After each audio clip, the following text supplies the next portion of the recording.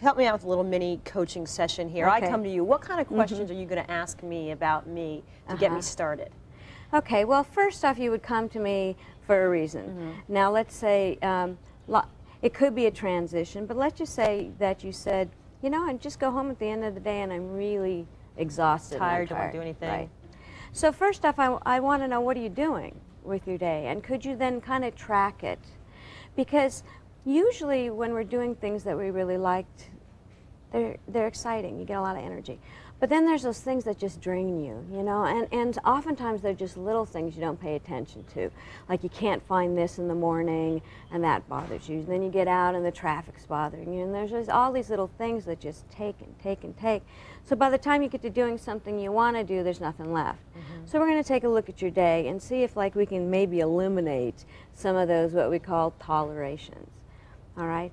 And then I'm going to ask you, are you really doing what you love? And sometimes people don't even know what that is. So we may have to go into looking at what are the things that most excite you in life, and what is most important to you. And can you grasp that? Because sometimes that's an easy answer and sometimes it's not. Out of jail. So here you are, you're in this book along with many other women. What is your business now? What are you doing? I run an executive coaching and leadership development firm. So it's essentially motivation. It's sharing your story and empowering others through it? In a way, I do that, especially when I work with women. But I worked my way up through the corporate world for years and did management development. So I work a lot, actually all over the world. So people now. Dismissed your record as a factor? Well, you know, it just didn't come up. Really? After about 10 years or so, I didn't find the need to have to tell people that. Only if I felt that it was a situation where I can empower people. Like I said, especially when I speak, because I do a lot of public speaking for women's groups, because it gives a lot lot of hope. Yes, when you have a travail like that. However, it's also important, though, for people to know you don't have to share everything all the time. Right. Now, if they're going to shut down and not hear my message, then it's not important. Right.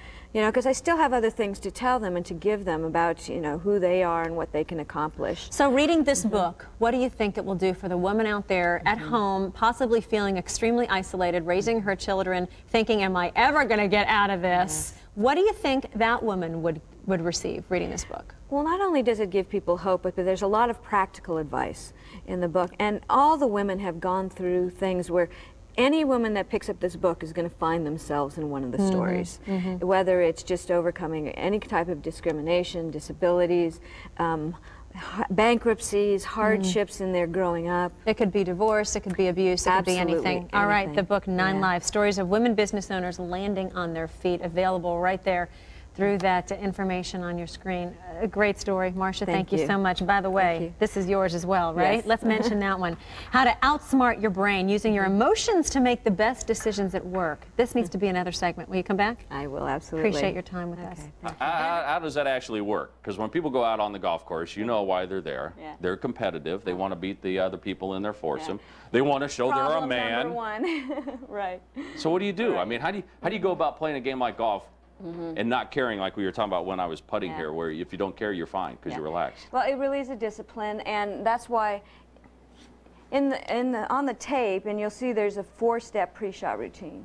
You know, all professional golfers have a pre-shot routine. You may not see it, but they even walk, starting with the same foot up to the green, and they do the same things every time. Well, mine is 4 steps: to relax, detach, center, and focus. And the detaching is the, I can handle that part. Well, I didn't mean go away. See, the 4th one is focus. Okay. So, yeah, you need to clear your brain, but you need to come back to the present moment. It's all about being present. Now, you also talk a lot about emotional intelligence. First of all, what is that? And then also talk about how the tapes on golf actually has led you to government work, surprisingly. Well, emotional intelligence is just, for the first time, being able to say my emotions may give me important information instead of, gee, let me forget about emotions. So if you get really upset, what are you upset about? Are you more upset that you just missed, you know, a stroke, or are you more upset that you did it in front of other people? You know, it's like, who's watching me? I mean, because again, when you're alone, who cares? So you have to go to that and say, okay, so that's it. So it doesn't really matter what I'm proving, and what's the choice I'm going to make? and the choice is to let it go. So you have to be able to look at the emotions, know them, name them, and then choose what you want. Then this book actually led you to New York and doing work with some government folk up that way?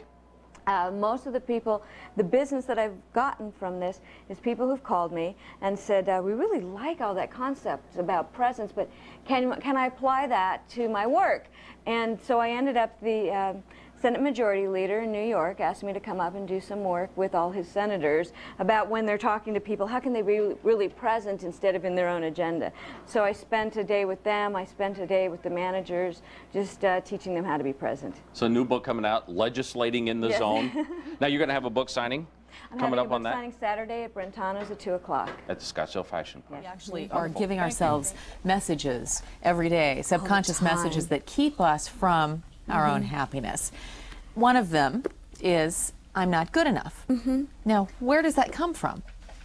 I'm not sure where we created these measures, but you know, you go into a grocery store and there's the magazine covers, and we hold ourselves to that measurement, and those people aren't even real.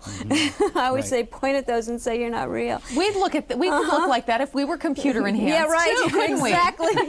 Maybe we should think about that. On my website, maybe. It's true. And so, what is enough? I always ask that question. You know, and what stops you? We're always stopping ourselves. Do you think that people also think that, you know, I don't deserve to have a good life? A lot of people feel that on a regular basis, don't they? Again, we were told that we have to reach a certain position, have a certain amount of money before we can be happy. And so it's almost like we're chasing this pot at the end of the rainbow all the time, and we get so burnt out chasing it, when happiness is right here, right in front of you at any moment.